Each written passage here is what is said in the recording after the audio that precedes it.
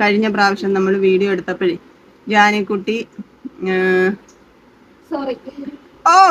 പ്രാവശ്യം ഞാൻ ജാനിക്കുട്ടി വരച്ച കുറെ പടങ്ങളും പാവക്കുട്ടി ഉണ്ടാക്കിയതും ഒക്കെ കാണിച്ചു, പെയിന്റ് ചെയ്തതും ഒക്കെ കാണിച്ചിട്ടുണ്ടായിരുന്നു. ഇന്നും അങ്ങനെ ഒരു കാര്യം കാണിക്കാം. ഇത് കണ്ടോ, ഇത് ജാനിക്കുട്ടി മത്സരത്തിന് പോയപ്പോൾ വരച്ച ഫ്ലവറാണ് കേട്ടോ. പക്ഷെ ജാനിക്കുട്ടിക്ക് സമ്മാനം കിട്ടിയില്ല. അതിന്റെ കാര്യം എന്താണെന്ന് ജാനിക്കുട്ടി പറയും കേട്ടോ. പറ ജാനിക്കുട്ടി, എന്താ സമ്മാനം? ആദ്യം ഇതുപോലെ നേനാപ്പൂ വരച്ചേ, എന്നിട്ട് അതിന്റെ മണ്ടയുള്ള പൂവിന് ഇങ്ങനെ ഔട്ട്ലൈൻ വെച്ചോണ്ടിരിക്കുന്നു.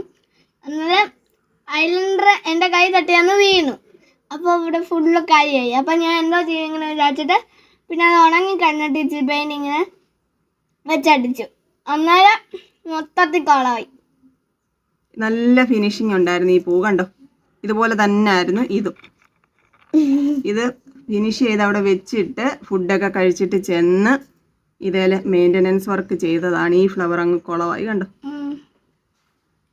ഇത് കണ്ടിട്ട് പക്ഷേ റിയൽ ആയിട്ടുണ്ട്. അതാണ് ജാനിക്കുട്ടിക്ക് സമ്മാനം കിട്ടാൻ. അത് ജാനിക്കുട്ടിക്ക് മനസ്സിലാക്കി വെക്കണമല്ലോ. ജാനിക്കുട്ടി ഇനിയും അടുത്ത ഒരു പരിപാടിക്ക് പോകുമ്പോൾ അങ്ങനെ ഒരു മിസ്റ്റേക്ക് ചെയ്യാതിരിക്കാൻ വേണ്ടിയിട്ടാണ് ജാനിക്കുട്ടിയോട് ചോദിച്ചത്.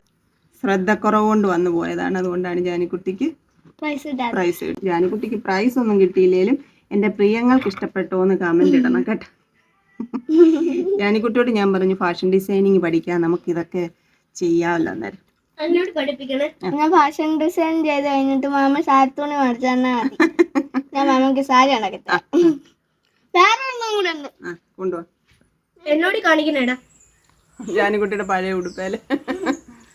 ഇപ്പുറത്തുണ്ടോക്കളെ? ഒരു സൈഡിലേ ഉള്ളോ? ഒരു സൈഡിലേ വെച്ചത്. അപ്പൊ എങ്ങനെ ഉണ്ടെന്ന് പറയണം കേട്ടോ. മാമിക്ക് ഇഷ്ടപ്പെട്ടോ? മാമിക്ക് ഇഷ്ടപ്പെട്ടു. മാമിക്ക് ഇഷ്ടപ്പെട്ടേ.